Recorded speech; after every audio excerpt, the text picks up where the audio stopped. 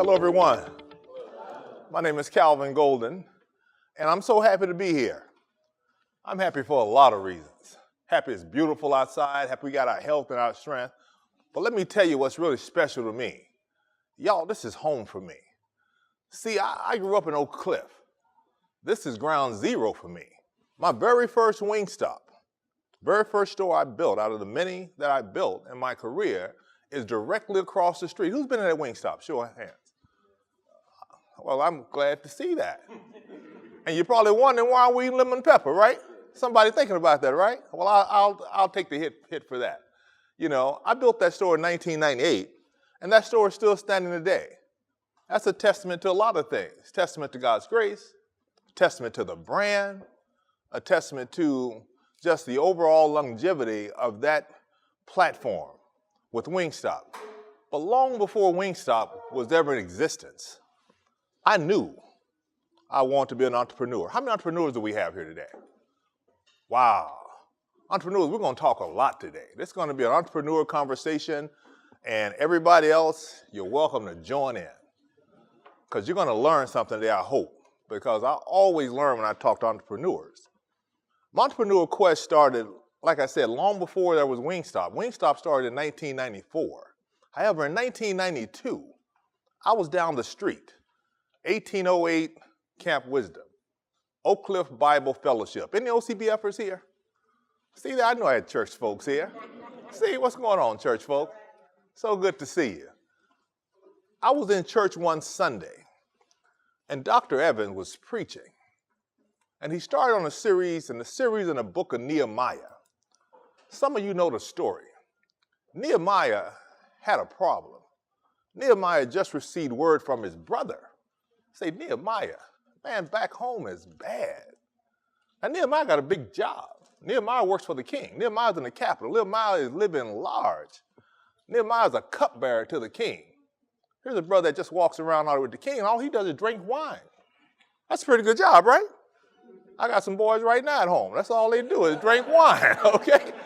And they still drinking wine, okay? But Nehemiah's job had a few hazards, I guess. Nehemiah was a cupbearer. If someone wanted to poison the king, Nehemiah take a drink, Nehemiah dies, the king's saved. Guess it's kind of tough to get life insurance if you're Nehemiah. But Nehemiah was a cupbearer. And Dr. Evans started going through this sermon Sunday after Sunday. And ladies and gentlemen, it pierced my soul. It was riveting to me because Nehemiah's plight, when he started talking about the condition of Judah, his home, where the gates had been burned with fire and the walls had been torn down, economic prosperity had left, and commerce was no longer there, and people moved out and they didn't come back. That sounded a lot like my home. That sounded like Oak Cliff. So I was touched personally because I know I grew up in a time when it was safe in Oak Cliff to walk the streets. Y'all say, not this Oak Cliff. Yeah, this Oak Cliff. It was safe to walk the streets. I grew up in a time in Oak Cliff when the retail environment was strong in Oak Cliff. Like many of you, I remember when this mall was built in 1975. I was a young man in high school, good-looking, tall, had an afro. That was a long time ago, wasn't it?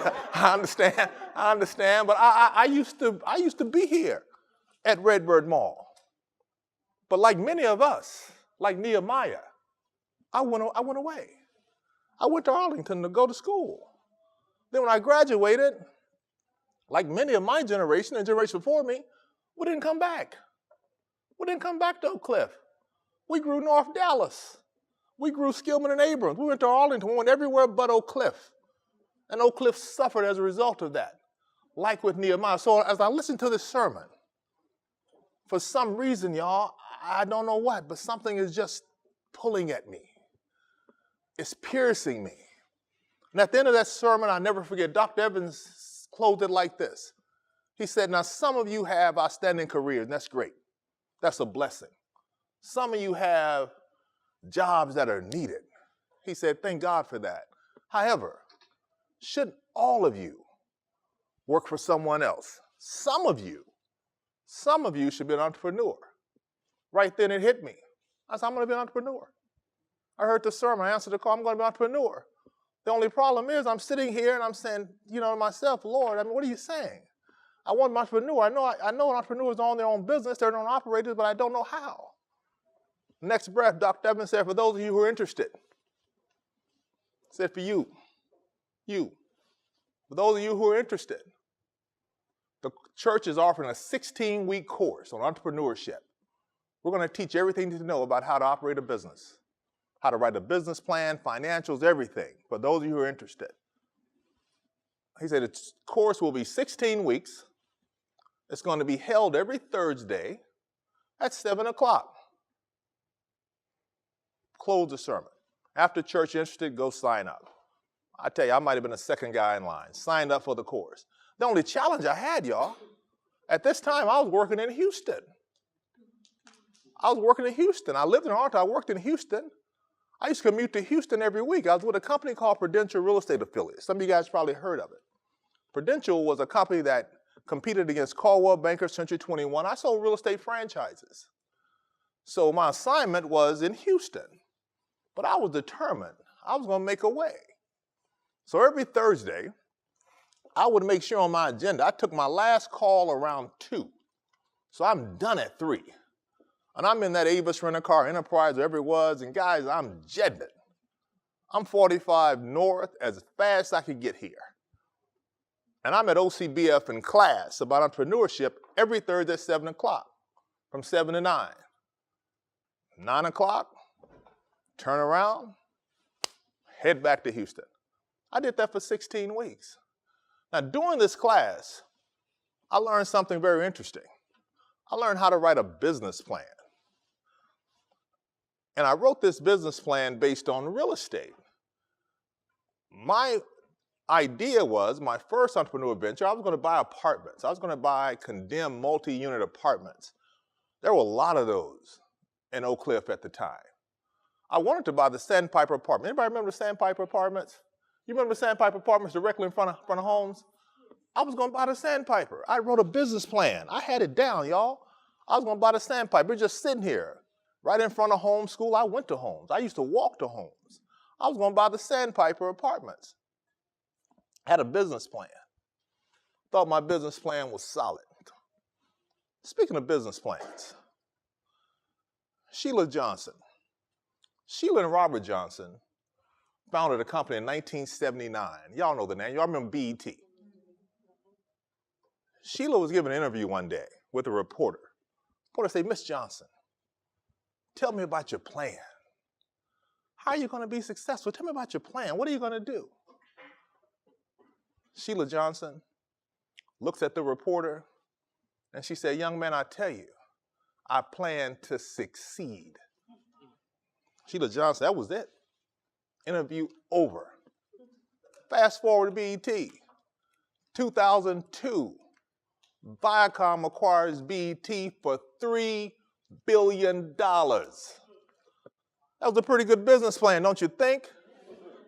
I think so. $3 billion. Ladies and gentlemen, for $3 billion, that's going to the house and I'm never coming back. Okay? The game is over. $3 billion.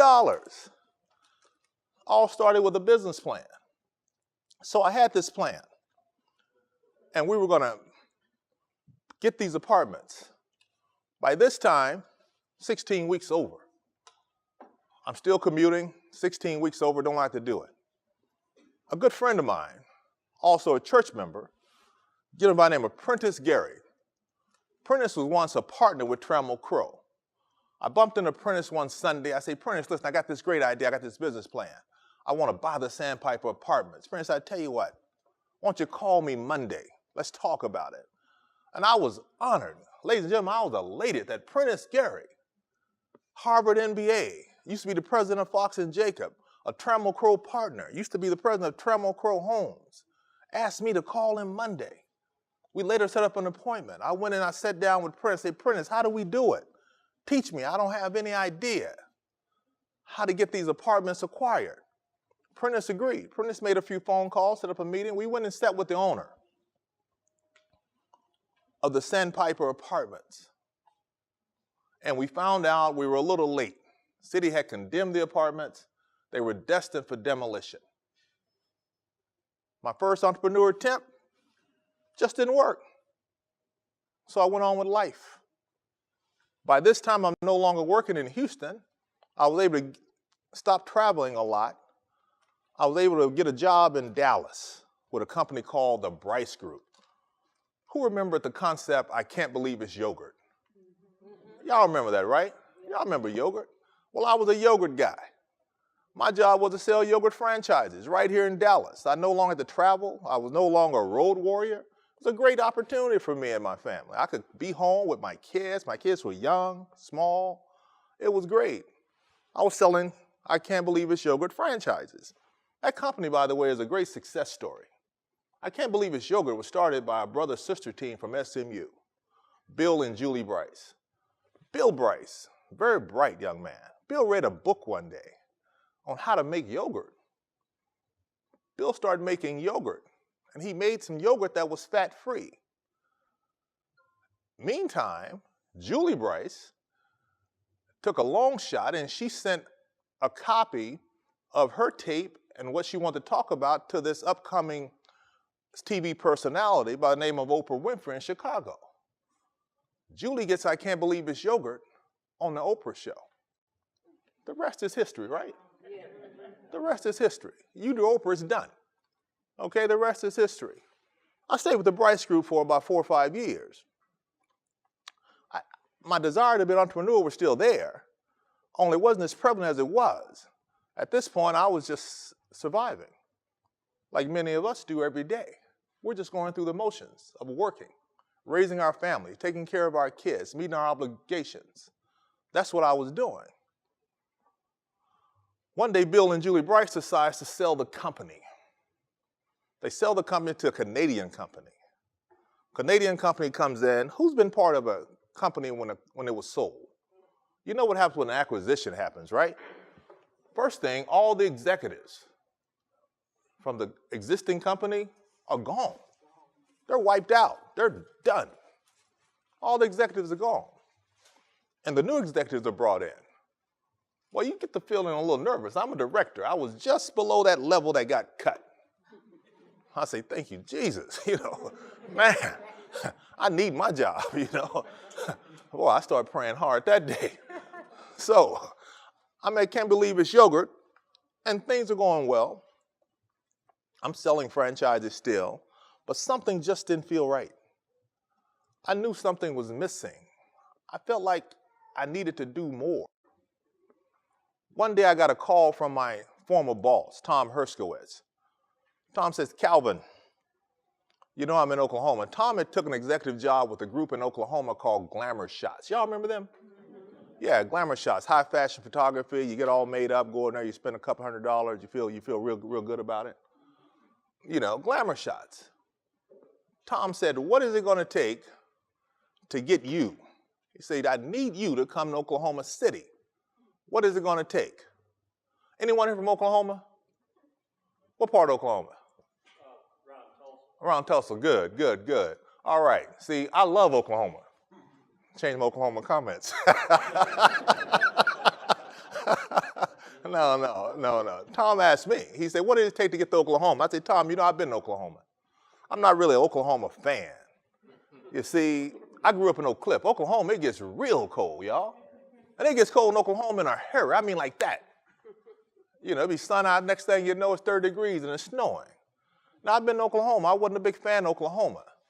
But Tom convinced me. He said, why don't you let me fly you up? Let me fly you up and check out this opportunity. See, they were in a bad situation at Glamour Shots in Oklahoma. Tom was over sales. He had a sales team. They hadn't sold anything in a couple of years. They hadn't sold anything. He said, I need you up here. Whip these guys in shape. Let's get this sales team rolling. He said, come up here, let's talk about it. So he sends a plane ticket. I take a personal day off, and I jet out to Oklahoma. Get with Tom, meet all the executives. Some of them, didn't meet them all. Met some of the executives. I say, Tom, listen, let's just cut right to the chase. Man, you know what kind of money I'm making over here. Tom said, I tell you what. Let me throw a few things at you. First thing I remember, He said, what if I paid you 40% more in salary? I said, whoa, you're getting warm. Whoa, whoa, whoa, whoa. Whoa, you're getting warm. I say, now, you know, I really don't like Oklahoma. He said, well, I figured that. He said, what if I offered to pay 100% of your relocation? I said, now, what does that mean? That means we'll move you, your kids, your dog, everyone. We'll give an allowance to fix your existing house and sell it. I said, man, you know. And he said, finally, I'll give you a temporary housing allowance of 6 months. 6 months to find a place to live and transition. I said, you know, Oklahoma's not so bad. You know, I mean, I think we got something to talk about. So I went back home and I told my wife about it, told my kids, and I just knew they were going to veto the idea. See, I love my wife, but my wife is the professional of pessimist. She just don't like it. So I knew she just wasn't going to like it. I said, honey, listen, we got a chance to go to Oklahoma. Tom's offering a lot of money, relocation, all that, but I know you don't want to go. She said, I didn't say I didn't want to go. I said, whoa, wait a minute. Wait a minute. You're a Louisiana girl. You want to go to Oklahoma? You want to meet the Okie from Muskogee? Is that what you want to do? I'm trying to talk her out of it. She said, well, listen, it's a great opportunity. If God's calling us to Oklahoma, we're going to Oklahoma. Hit me with that God thing. Nothing I could say. I said, okay, well, maybe we'll try it. I said, listen, my last shot, my girls were 12 and 11. My son was small. He didn't care. He was just along for the ride. I went to my girls. I said, girls, listen, we may move. What do you think about that?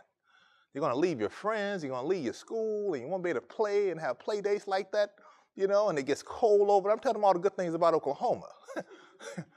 I said, girl, what do you think? They said, Dad, we think we'll like Oklahoma.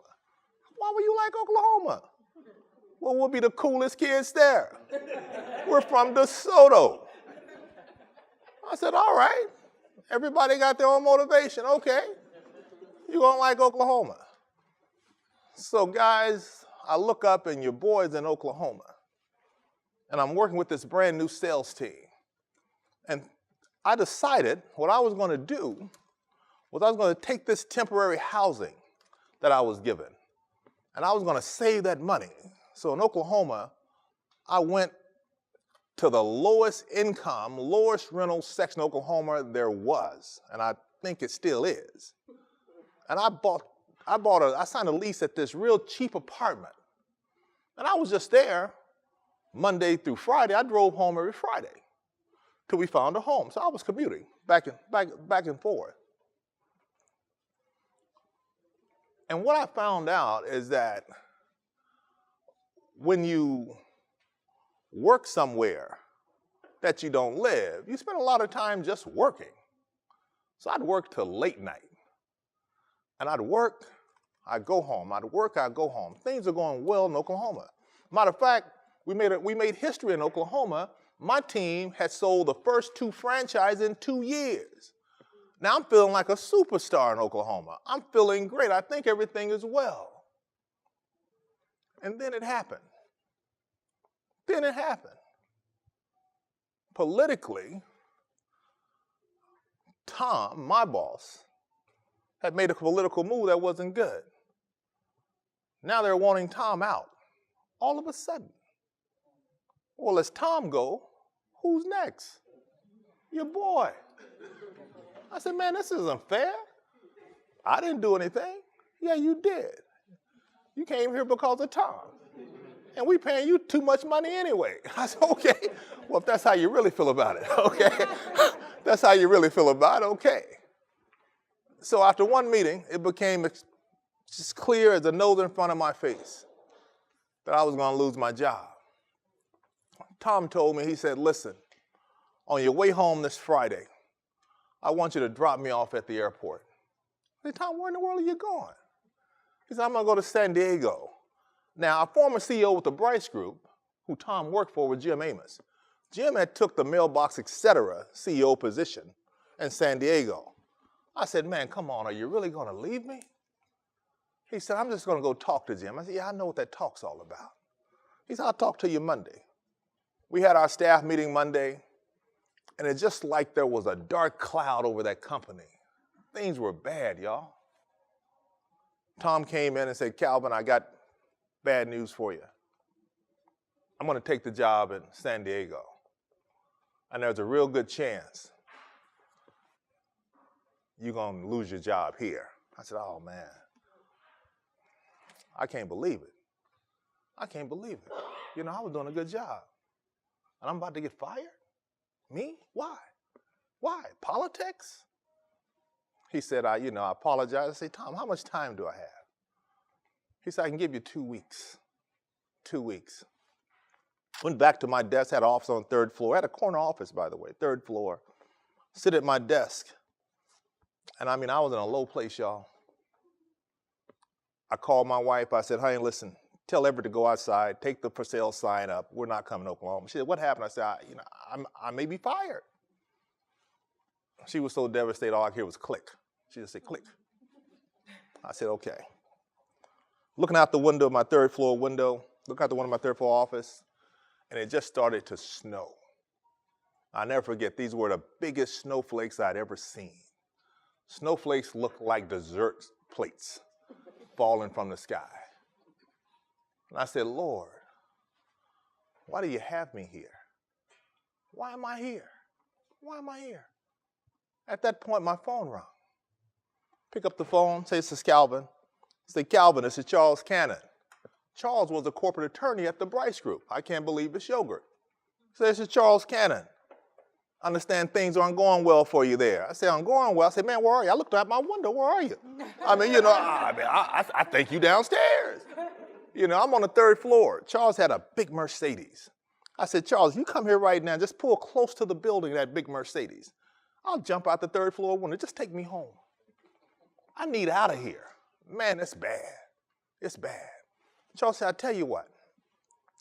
I got a guy. His name's Antonio Swad.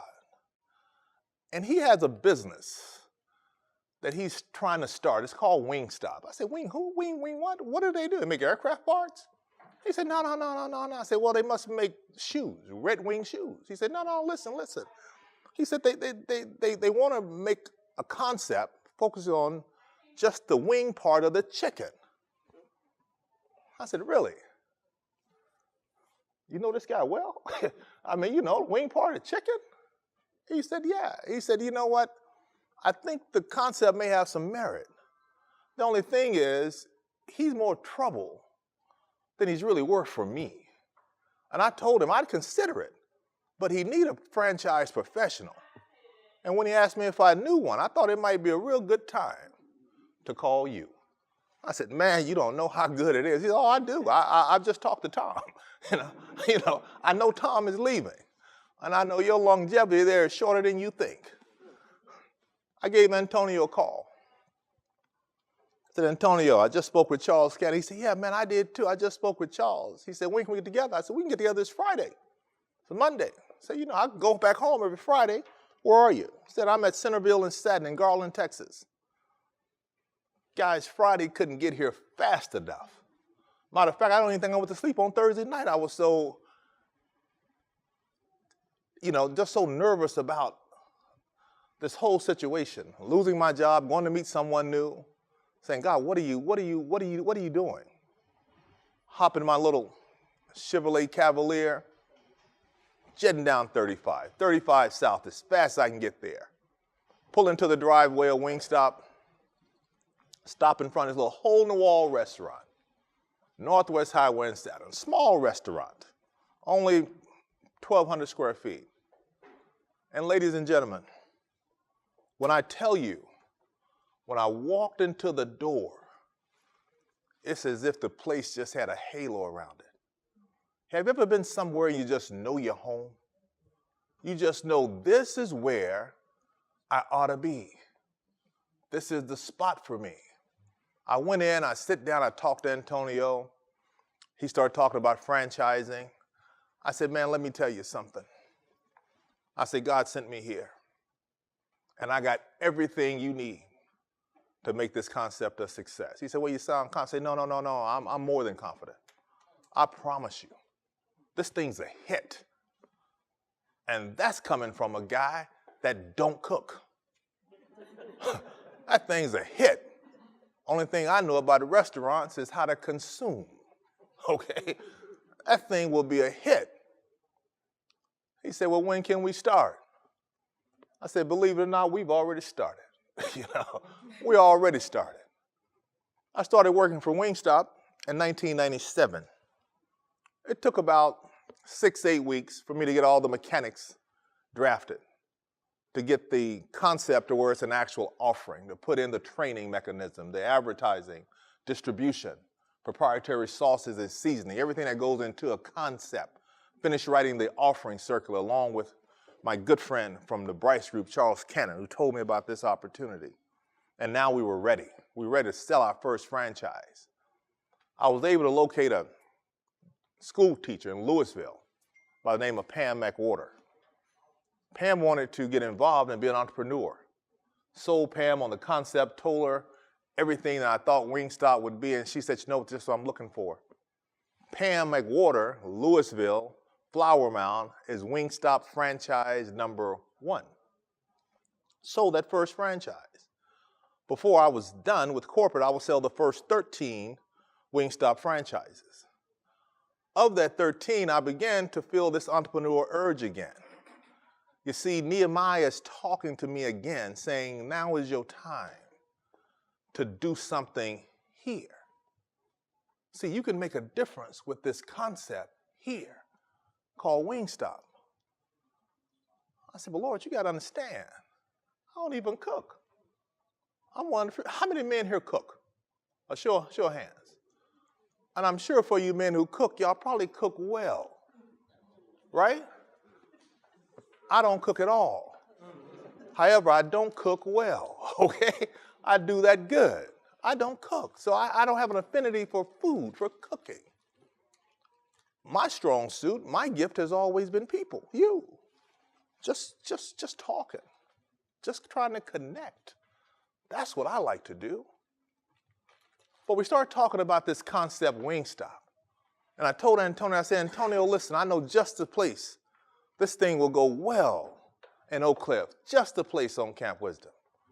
I say, every time I'm home, I take a look at this space. I know this space will go. Antonio said, you know what? I've been thinking about Oak Cliff too. See, Antonio had a business along with Wingstop called Pizza Patron. Y'all have heard of that, right? Pizza Patron was the business that was underwriting Wingstop. He said, you know, I know Oak Cliff. I got my big pizza store in North Oak Cliff. Offered just, yeah, I've been to Pizza Patron. He said, he said, I'm interested. The next day he came in, he said, man, you know what? I want to talk some more about you opening a store in Oak Cliff. He said, let's go take a look at it on Friday. I say, sure, on Friday. We'll go take a look. I know exactly where it is. Friday comes. Antonio hops in the car. We jet over here. And we pull right across the street, 3333 West Camp Wisdom Road. And I pull in front of the space and I stop. I say, here it is. This is the spot I was talking about. And I looked over at him and it's like he had seen a ghost. I say, man, what's wrong with you? What did you, I mean, are you choking on something? He's just kind of sitting here with that puzzled look. He said, is this the place you were talking about? I said, it is the place. He said, listen, let me get something out of my briefcase. He said, 2 years ago, I'd asked a real estate broker about this space. He reached in his briefcase, ladies and gentlemen, and he pulled out this inquiry from 2 years ago. It was the exact same space. Exact same space. That's why he was startled. The exact same space. However, when he looked at it, it was a dry cleaner. By this time, the dry cleaner had burned. The space was empty. Same thing happened in Nehemiah's place. They burned the wall there. Somebody burned the dry cleaner here. The space is open. It's available. It's ready to go. So this entrepreneur thing now is really warming up in me. So I'm going to do a little market survey. You know how we talk to people? I'm going to talk to my friends. about going into business. I'm going to sell chicken wings. So that weekend, I went and talked to a lot of my friends. And I was amazed at the feedback I got. Everything from, man, when did you start smoking? What? I mean, you're not going to offer 2 pieces and a pepper? Oh, no, man, I don't have that. This is the one that kills me. This is my favorite aunt. You mean we sent you to college so you can fry chicken? I said, oh, Annie, come on. Ooh, that was hard. I said, Annie, come on. Ladies and gentlemen, take this home with you. When you're on the right track, when you're doing something successful, expect criticism. Matter of fact, criticism is good. Criticism is good. I often think of the story. A reporter one day is talking to Thomas Edison. He said, Mr. Edison, let me ask you a question. He said, how does it feel? How does it feel having failed 1,000 times? How does that feel? Now, if I was Thomas Edison, I'd have got a little offended with that. You know, he's talking about feel and kind of sound a little aggressive. I don't know if I'd have liked that. Thomas Edison's reply was, young man, I never fail. It only took 1,000 steps to create the light bulb. Every setback is just a step. I never fail. So we started building a store across the street. And we built the store across the street. I think total investment might have been $70,000. We built that store out of Home Depot. Matter of fact, I'd go to Home Depot and I'd buy materials. And every time I met Home Depot, I'd tell somebody about it. And I was at Home Depot one day and I was buying some paint for the floor. And I was telling this guy, I had my menus already printed up. I was telling this guy, I said, listen, I'm going to open a wing store over here and it's going to be on Camp Wisdom and we're going to sell hot wings. We'll be open at midnight. I want you to come by and see me. He said, okay. He said, what else are you going to sell? So I'm going to sell just wings. He said, just wings? I said, yeah, that's all I'm going to sell, just wings. I was getting ready to load up my paint. He said, young man, let me tell you something. Hold on to that receipt, okay? Hold on to that receipt. I got a feeling you might be bringing that paint back. I say, oh man, come on, are you kidding me? Are you kidding me? I said, holy cow. I can't even get the paint guy at Home Depot to get on my team. My boys already think I'm crazy. But the most riveting criticism I got was from my daughter. You remember my daughters, the one that they're kind of upset there, I guess, because we didn't go to Oklahoma. They're not the cool kids. My daughter say, Daddy, you're going to work in a chicken place? I said, yeah, baby, Dad's going to fry chicken and we're going to have a good time. We're going to be real successful. She said, but Daddy, we're going to be poor. I said, baby, little do you know you're already poor. You just don't know it. You just don't know it. We got that store open, y'all. Opened that store in August 1998. It was hot. It was real hot. And if you take hot times 4 fryers at 400 degrees each, it's even hotter. And your boy is there. And I'll be the first to admit, it was tough in those early days. Because, see, I'm a corporate guy. I don't even cook. Y'all know I don't cook. The only thing I'm allowed to do in my own house is get water. That's it. I do nothing in the kitchen, nothing. But here I am. My sister-in-law and we're frying these wings. The door open, and the people come. And they come. And they come. And this business is crazy. Matter of fact, Monday through Friday, there's a line outside the door. I'm saying, what is this? And I'm back there, and I'm doing the wing dance, and we're shaking this thing. And I'm moving as fast as I can. We eventually staffed up. The business kept growing. Things were better than I ever imagined.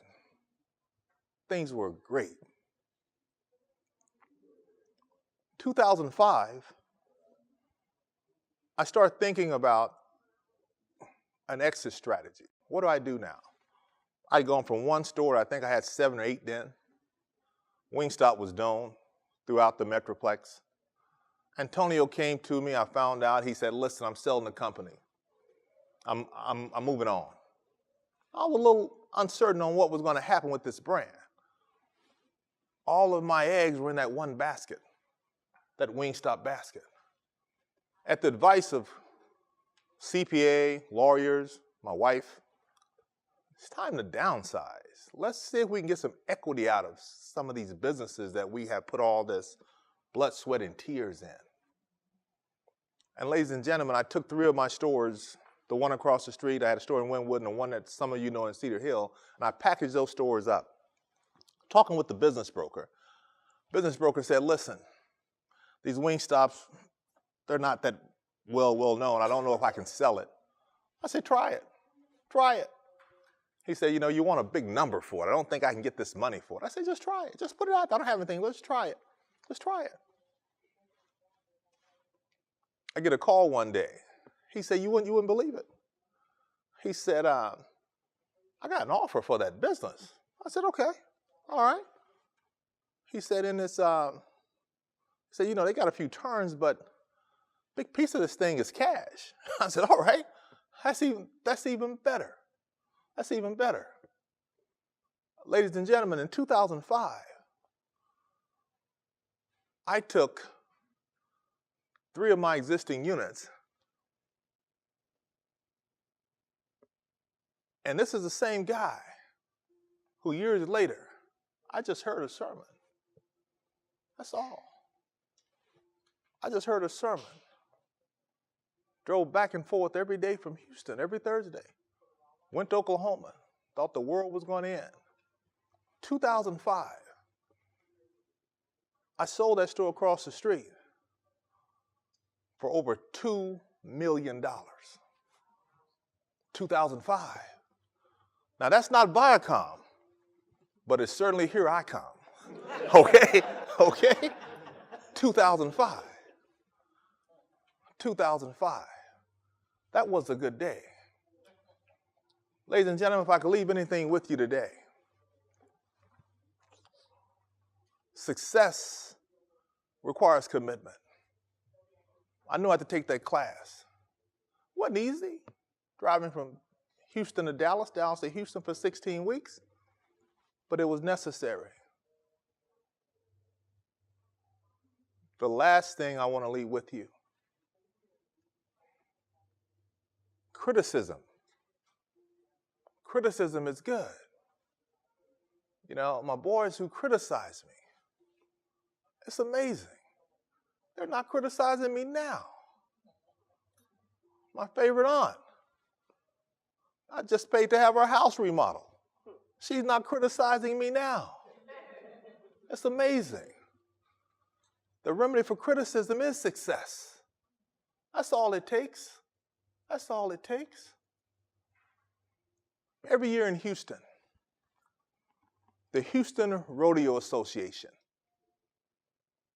they give a big concert. It's huge, it's big.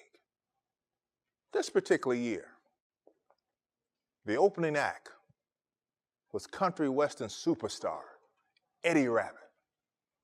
Eddie Rabbitt was going to take the stage that night and play to a sold-out crowd. But something happened.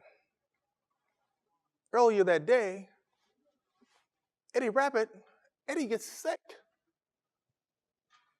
Doctor goes to promoter. Say, listen, Eddie is gravely ill. Eddie can't perform. I can only imagine. Most said, are you kidding me? Can we juice him up? Can we do anything? I mean, I got a concert there. Are you kidding me? He said, Eddie can't go on. Absolutely no way. The promoter is frantic. Story has the promoter is just looking, calling everybody. Well, you can't get an A-lister at the last minute. That's out the question. Somebody made the comment, why don't you call George Harvey? I say, George Harvey? George Harvey who? I say, George Harvey Strait. George Strait. Promoter said, George Strait, let me have his number. Flip through the Rolodex. Promoter calls. Hello, call George Strait's house. Let me speak to George. Other end, George isn't here. What? What do you mean he's not here? George not here. He's going to find his dog. His dog got lost. George out looking for his dog. Well, you be sure to tell George to call me when he gets back. This is very important. Story has it. About 30 minutes later, George calls. Said, hello, this is George Strait, promoter. George, how would you like to play at the Houston Coliseum? George's response, well, sure, I would love to. What's the date? Promoter looks at him and says, son, you don't understand. We need you here tonight. Tonight. George gets on a plane. They jet George to Houston. Promoter says when George got there, there was no time to warm up. There was no time to get to know the band, all this stuff that artists do before they take the stage. George just had his music, and he was ready to go on cold. Promoter said George stood there. As he described, he said he stood there, and he had his starched shirt and his starched cowboy jeans with his nice George Strait Western hat. George took the stage.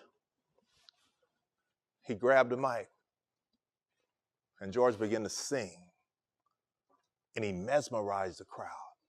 The crowd was spellbound by this no-name named George Strait. As George was singing, one of the cameramen thought it would be a good idea. They did a close-up on George. They zoomed in on George Strait's face. See, George has two gifts. George can sing, but George is handsome. George Strait is good looking. You know, the cameraman zoomed in on George. And the story has it, when George saw the camera, George turned around and he let him have it. George Strait smiled. Story says the crowd went wild. The women stood to their feet. By the end of that night, that no-name man from this podunk town in Texas who had lost his dog was now called King George. Thank you. So I know that you guys are sitting there. Some of you have had some questions that you sent in advance, but I want you to open up for questions because this story is inspiring, isn't it? It shows what's possible. But before we end this, I want to definitely give an opportunity for you to ask your questions, to give you a specific questions to answer. So who has the first question? Who's going to throw up the first question? Oh, you did such a great job. That's pretty good, huh? Okay. All right. Yes, sir. What is the first process to start franchising business? What is the first process you have to go through? To take your business, your existing business, to a process level? Yes. What I would suggest is get with a franchise attorney, because the first thing you have to do is draft your documents. Okay. Yeah, that's the first thing. The first thing to do is I would consult a franchise attorney, because the first thing you'll need to do is to draft your offering. What is it you're actually franchising? And a franchise attorney can do that for you. How do you know if you have a good business to franchise? Is it an existing business? Yes. Are you making money?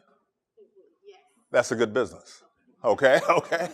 You know, if you're making money, it's a good business. Is it duplicatable? Yes.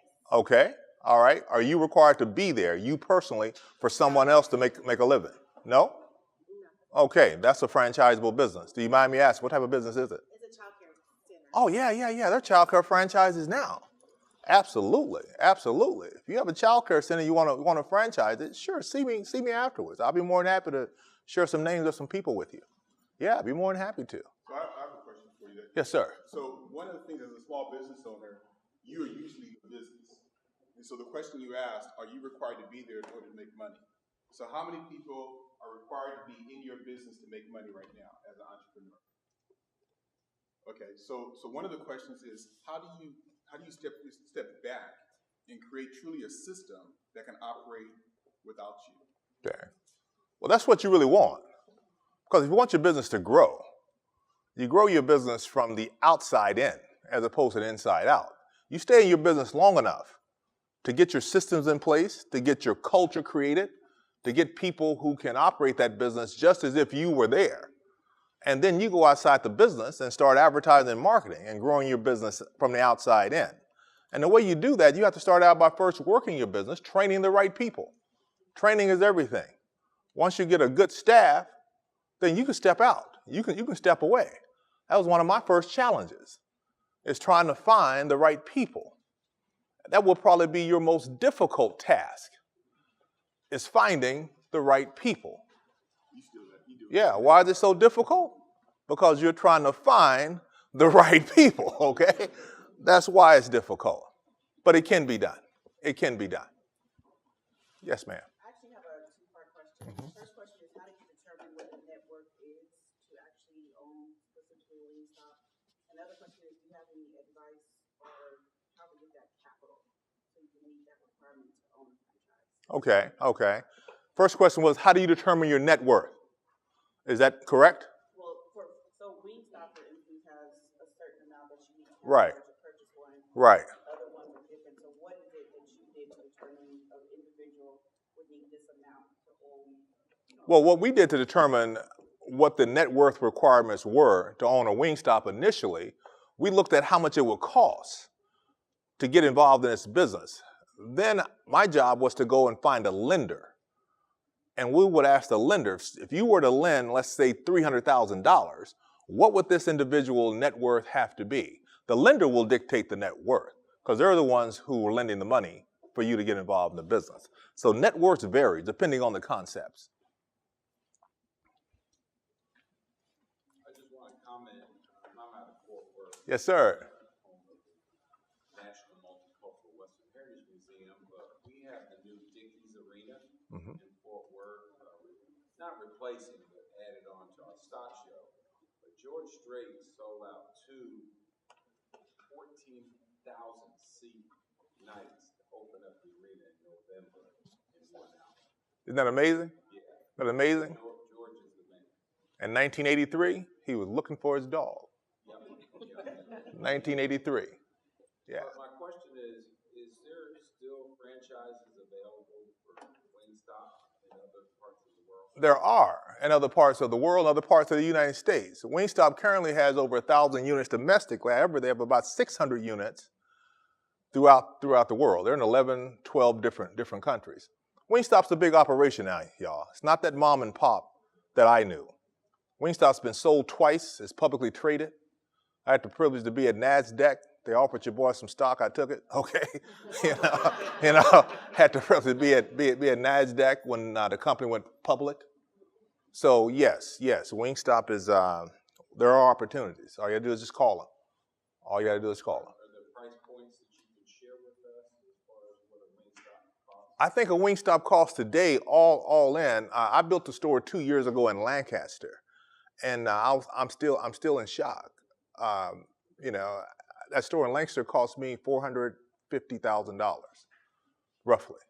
Yeah, and it's the same size as the one I put across the street for $70,000. You have a question? I guess I was going to ask him, what is he doing now? Because I see you still making Wingstops. Well, I do Wingstops. I still have those. I'm an approved franchisee for Golden Corral. There's several other concepts that I'm currently looking at. And I go to the Empower series and I do what Cliff asked me to do. This is the best paying job I have. Okay. Yes, sir. Share with us the idea that a lot of people are just starting with what I call a dollar and a dream. They might want to own a franchise. All they've ever done is work at McDonald's, or not work at McDonald's, but maybe at Walmart.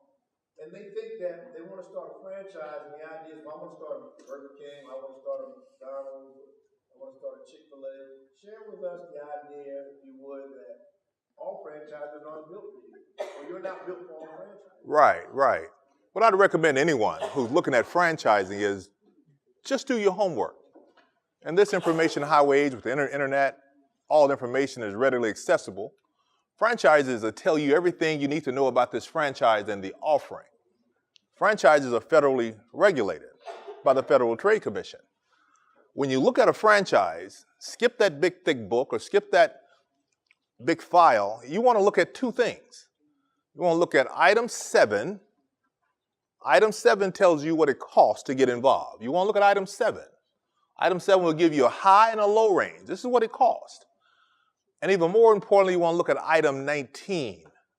19 is the earnings statement. 19 will tell you what those stores are earning on average based on their company stores. Now, here's the key, because I used to say this. Many franchisors, you're not required by law to disclose an item 19, and many franchisors don't. For many years, when the yogurt business wasn't as good as it used to be, we pulled item 19 out. Why? Because they were no longer as profitable as they used to be. Be leery of a franchise concept that does not have an item 19. Anyone else? Yes, ma'am.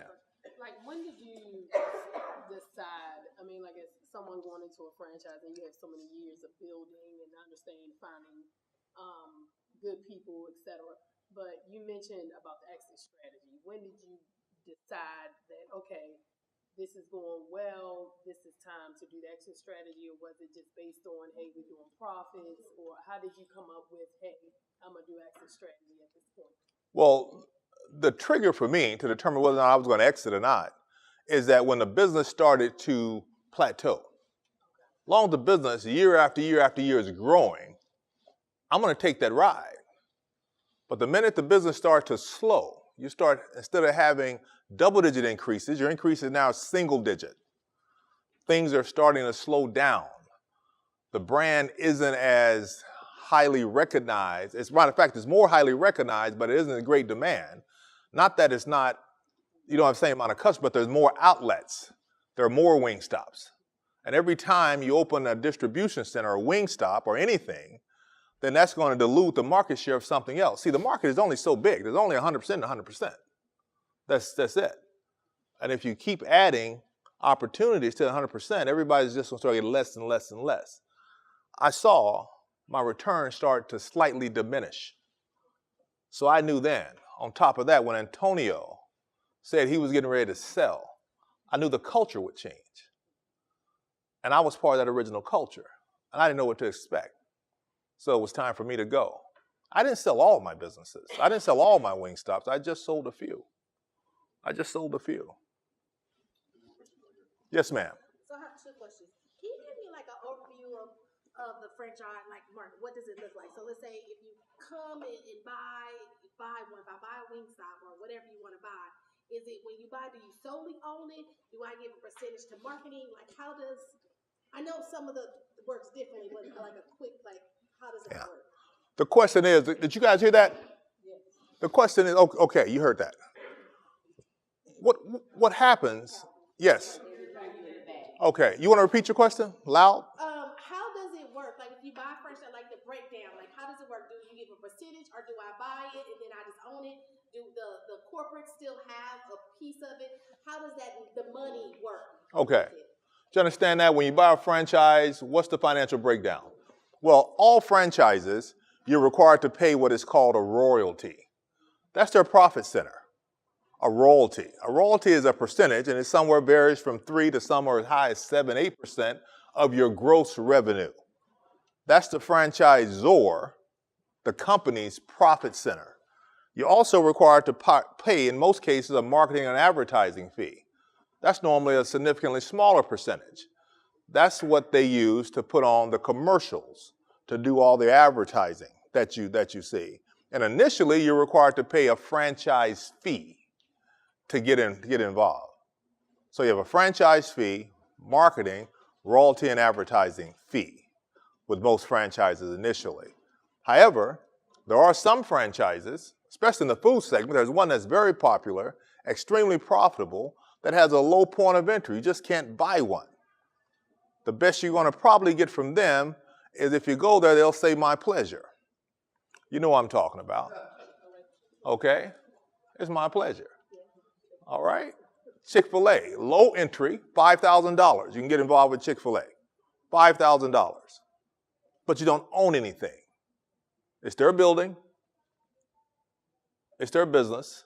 You participate in profit. Now, not that you can't make a lot of money at Chick-fil-A. You can. Those things are just printing cash. But you don't own it. Yeah. No, you're required to be in there. And with Chick-fil-A, one of the requirements are you cannot do anything else. You're Chick-fil-A, and then you're Chick-fil-A. Okay, that's it. That's it. There's nothing wrong with that. It's been working for them for years. Kathy family out of Atlanta, they got that model down.